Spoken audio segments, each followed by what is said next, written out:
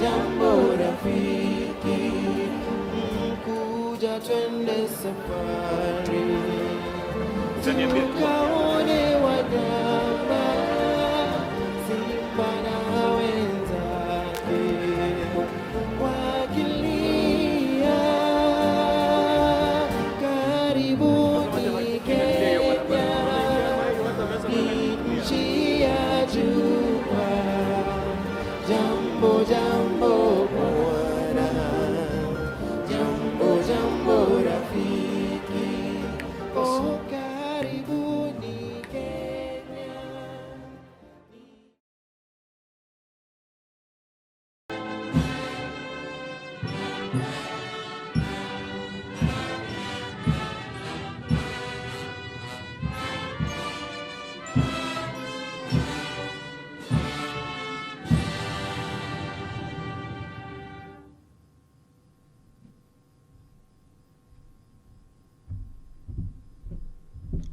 Ladies and gentlemen, let me take this opportunity now to request our guest, Your Majesty, welcome to make your statement.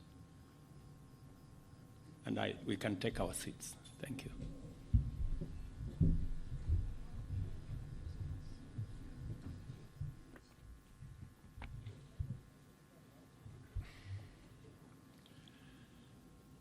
Mabibi na mabwana, hamjambo, niaje, ni furaha yangu kuwa nanyi jioni ya leo. I cannot tell you what a great pleasure it is for my wife and I to be back in Kenya once again. I am enormously grateful to you, Mr. President, Madam First Lady, for your most generous invitation to make this state visit. The tremendous hospitality you have shown us and the wonderfully warm welcome that you and the people of Kenya have extended to us have touched me deeply. If I may say so, it is particularly special to be able to return to this extraordinary country in the 60th year of your independence.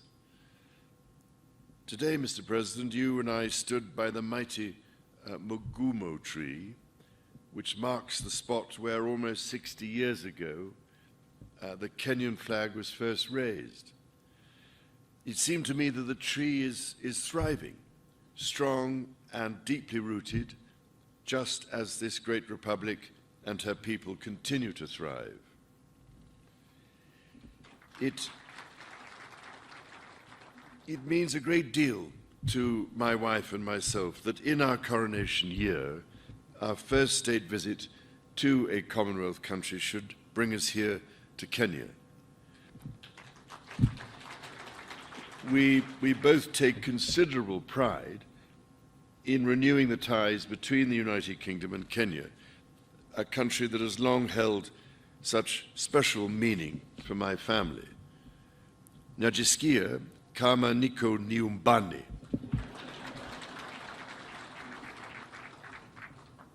Now, it is well known, I think, that my dear mother, the late Queen, had a particular affection for Kenya and the Kenyan people. She arrived here in 1952, a princess, but left as queen.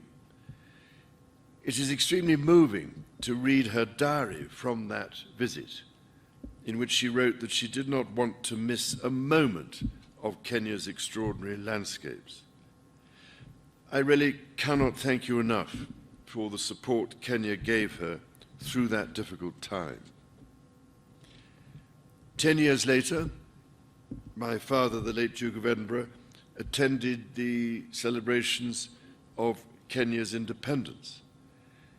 To mark the occasion, Her late Majesty wrote to President Jomo Kenyatta to convey her sincere hope that with God's guidance, Kenya would prosper and that her people would have peace and contentment in full measure.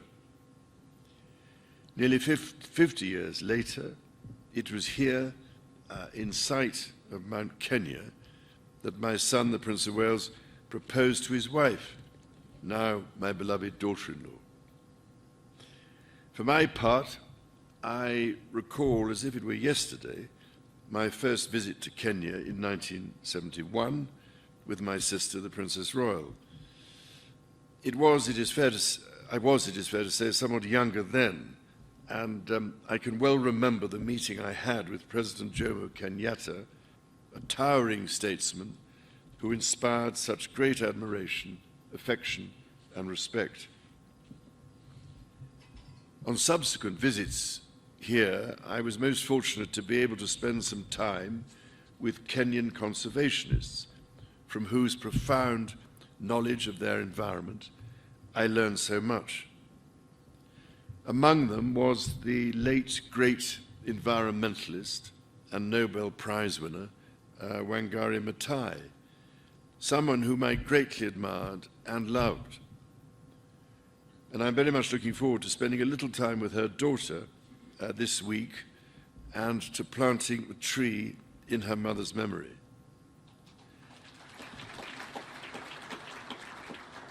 As Wangari Maathai said, when we plant trees, we plant the seeds of peace and seeds of hope. We also secure the future for our children. This is a sentiment that, as avid dendrophiles, lovers of trees, I know, Mr. President, that you and I share. Indeed, having been planting trees for most of my life, I thought I was doing rather well. But your ambition to plant 15 billion trees makes me look rather more critically at my own efforts. Ladies and gentlemen, my own and my family's special connections to Kenya are but one example of the myriad links between our two countries. The British people hold a deep affection for Kenya and visit in their tens and even hundreds of thousands every year. By the same token, I am delighted and proud that so many Kenyans choose to live, work, and study in the United Kingdom. Before traveling here, my wife and I held a reception in London to celebrate the invaluable contribution of Kenyans and British Kenyans to almost every field of British life, from the arts to medicine to academia. I was as touched by their affection for the United Kingdom as I was immensely grateful for what each of them brings to my country. It is the intimacy of our shared history that has brought our people together. However, we must also acknowledge the most painful times of our long and complex relationship. The wrongdoings of the past are a cause of the greatest sorrow and the deepest regret. There were abhorrent and unjustifiable acts of violence committed against Kenyans as they waged, as you said at the United Nations, a painful struggle for independence and sovereignty. And for that, there can be no excuse. In coming back to Kenya, it matters greatly to me that I should deepen my own understanding of these wrongs, and that I meet some of those whose lives and communities were so grievously affected. None of this can change the past, but by addressing our history with honesty and openness, we can perhaps demonstrate the strength of our friendship today. And in so doing, we can, I hope, continue to build an ever closer bond for the years ahead.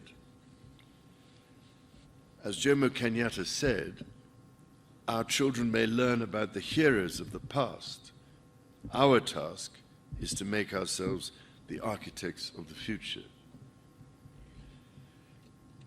Mr. President, in returning to Kenya, I have been struck by the many ways in which our country's relationship is now closer than ever. It is a modern partnership of equals facing today's challenges, and looking to the many opportunities that together we can seize, whether by using the King's Cross regeneration as a model for the Nairobi railway city, or by learning from Kenya how the blue economy can really work for local communities. All of you here this evening and across our countries deserve our gratitude for your ceaseless work to realize our joint ambitions. Our people's security is a paramount concern. It is fitting, then, that Kenya's first Marine Commando Unit was established earlier this year, trained by British Royal Marines. I also look forward to visiting Karioko War Graves Cemetery, where I will honor Kenyans and other Africans who died in 2 world wars. We must ensure all are granted the remembrance befitting their service. Kenya's efforts to address the existential challenges of climate change and biodiversity loss are remarkable. From generating over 90% of your electricity from renewable sources, to ambitious reforestation and restoration programs, to hosting the first Africa Climate Summit here in Nairobi last month, Kenya is offering extraordinary leadership.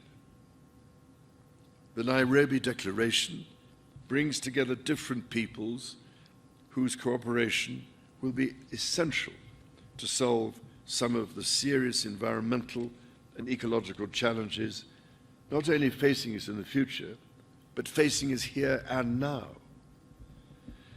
And it is, if I may say so, absolutely vital that your and Africa's voice continues to be heard, including at COP28 and beyond.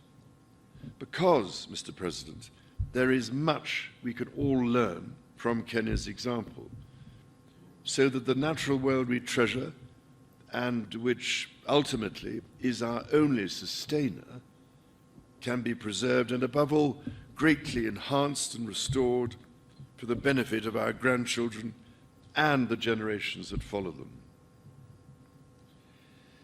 Those next generations are themselves taking remarkable strides to secure their own future. I've long believed in the extraordinary potential of our young people and left my meeting with young Kenyan entrepreneurs today inspired by their accomplishments.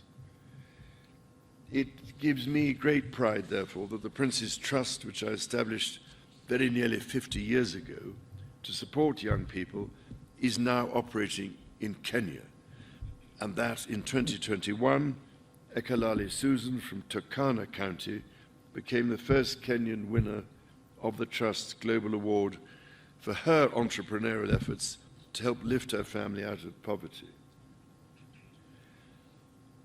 Mr. President, ladies and gentlemen, my mother, Her late Majesty, cared deeply that Kenya chose to be a member of the Commonwealth and was always grateful that Kenya has played an essential role in this family of nations to which she devoted so much of her life. On this, my first state visit to a Commonwealth country, I wish to reaffirm my own pledge to support the Commonwealth's bold vision for action and the values upon which it rests. That 1/3 of the world's population, united by peace, justice, tolerance, and mutual respect, should commit to protecting our environment and the most vulnerable in our societies. To this endeavor, Kenya makes a profound difference. It is here in Nairobi, for instance, that Kenya hosts the only United Nations headquarters in the Commonwealth, indeed in Africa and the Southern Hemisphere. In this, as in so much else, Kenya is helping to shape our world and forge our future. The extraordinary ingenuity of the Kenyan people fuels these endeavors. Your environmentalists and your entrepreneurs, your religious leaders, artists, scholars, soldiers and athletes, your elders and your youth. And so, Mr. President, if I may, I would like to propose a toast to you and to the people of Kenya.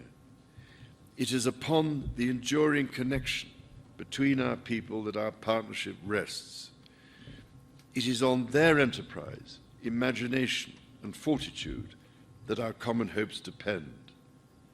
Together we are stronger, together our future is more secure, and together, as your national anthem says, may we dwell in unity, peace, and liberty. Umoja ni nguvu.